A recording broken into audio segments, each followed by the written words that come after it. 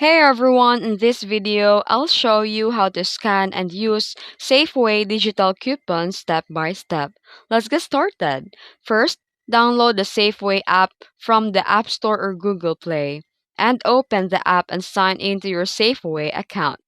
Once logged in, tap the Deals tab at the bottom of the screen, and here you'll see all the available digital coupons.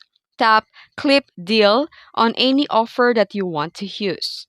Only clip deals will be applied at checkout. And at checkout, tap the QR code option in the bottom middle of the app and show this QR code to the cashier to scan. This will instantly apply all clip coupons to your purchase. You can also go to the member mode, then tap Wallet.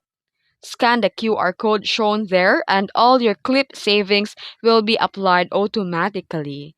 If you don't clip a deal before checkout, it will not apply. And even the item is eligible.